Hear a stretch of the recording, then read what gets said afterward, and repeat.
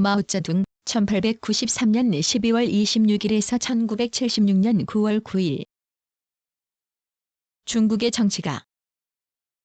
중국 공산당의 요직에서 활동하다가 중앙 제7차 전국대표대회에서 연합정부론을 발표하였으며 장제스와의 내전에 승리하고 베이징의 중화인민공화국 정부를 세웠다. 국가주석 및 혁명군사위원회 주석으로서 제2차 5개년 계획의 개시와 더불어 삼면옹기 운동을 폈고 문화대혁명을 일으켜 자신의 권력을 강화하였다. 찰룬즈 윤지 1893년 후난성 후남성 샹탄현 상담현 사오산 소산 출생. 농민의 아들로 태어나 8세 때 초등학교에 입학했고 13세까지 논어와 사서 등을 읽었다. 16세까지 아버지의 반대로 진학을 못하고 농사일을 도우며 틈틈이 책을 읽다가 1909년 둥산 동산고등 소학에 들어갔다.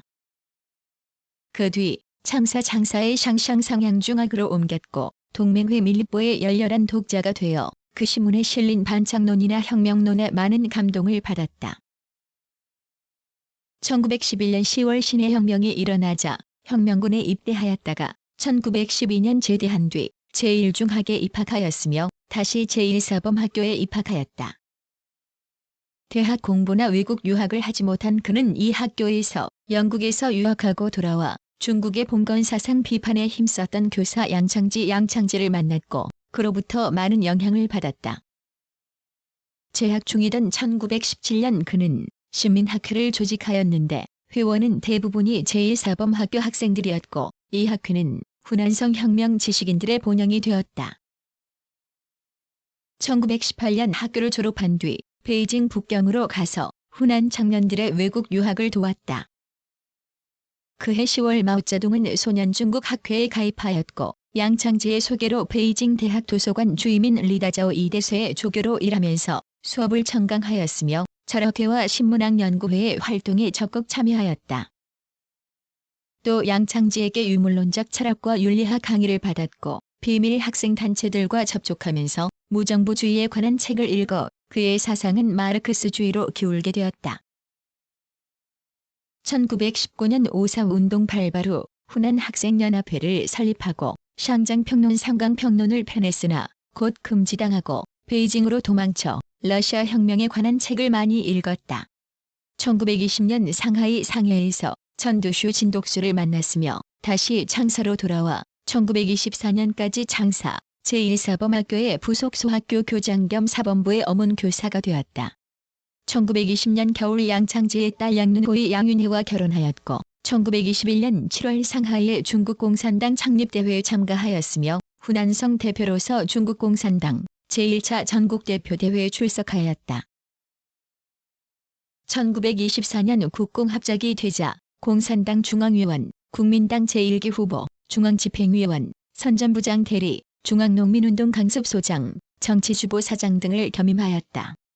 1926년 장제스 장개석의 숙청으로 상하이에 갔다가 1927년 우한 무안으로 가서 중국공산당 중앙농민부장이 되었고 국공분열 뒤 농홍군 3,000명을 조직하여 진강산 정강산에 들어가 근거지로 삼고 주덕의 군대와 합류하였다.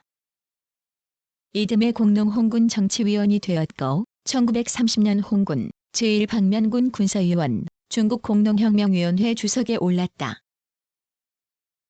1931년 장시성 강서성 루이진 서금의 중화소비에트 정부 중앙집행위원회 주석이 되었고 그 인민위원회 주석으로 뽑혔다. 1934년 10월 루이진에서 산시성 합사성 예난 연안까지의 12,500km에 이르는 대서천을 시작하였으며 도중에 구이저 우성 귀주성 쭈니준의회의에서 당 지도권을 장악하였다.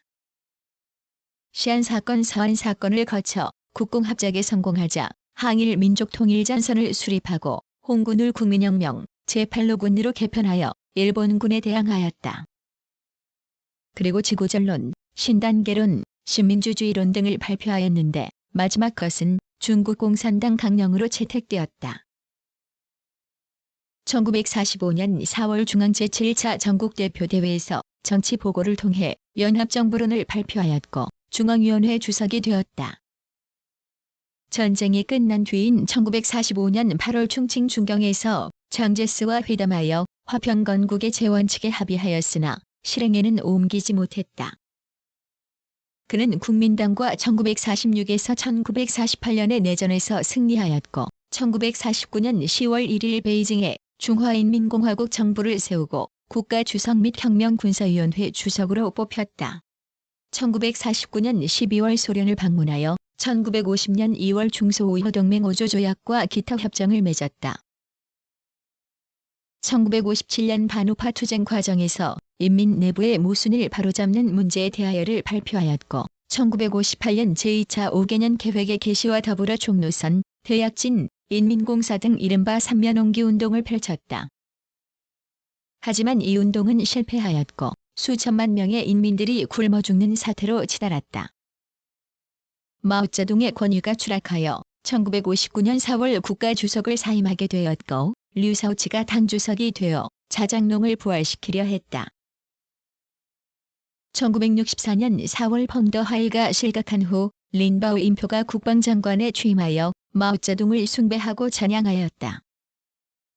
그는 군부에서 마오쩌둥 어록 무택동 어록을 간행했으며 마오쩌둥의 사상을 홍보하는 활동을 대대적으로 전개했다. 마오쩌둥은 1965년 10월 이후에는 당내에서 완전 고립되어 연금 상태에 있었으나 1966년 문화대혁명을 통해 마오쩌둥 사상을 전면에 내세웠다. 홍위병을 앞세운 문화대혁명을 통해 마오쩌둥은 중국 공산당의 실력자들을 물리치고 다시 권력을 잡았다. 1968년 10월 마오쩌둥은 1959년부터 국가주석으로 있던 류샤오치, 유소기를 실각시켰고 1969년 마오쩌둥과 린바오 인표 체제가 확립되는 듯하였으나 1971년 9월 린바오는 반마오쩌둥 운동에 실패하여 죽었다. 1970년 헌법 수정 초안을 채택하여 1인 체제를 확립하고 중국 최고 지도자로 군림하였다. 그러나 그가 사망하기 직전인 1976년 4월 천안문 사건이 일어나 위대한 영웅이자 독재자 마오쩌둥은 완전히 고립된 채 죽음을 맞이하였다. 그의 생애에서는 중국의 독립과 주권을 회복하고 중국을 통일하여 위세에 의해 국토를 유린당한 중국인들의 굴욕감을 씻어주며 관료제도를 견제하고 대중의 정치 참여를 유지하여 중국의 자립을 달성한 것이 긍정적으로 평가된다. 하지만 개혁 정책인 대약진 운동은 실패로 끝난 잘못된 정책이었다고 평가된다. 특히 1981년 덩샤오핑이 정권을 잡은 중국 정부에서는 마오쩌둥의 문화대혁명은 내란이었다고 공식 입장을 밝혔다.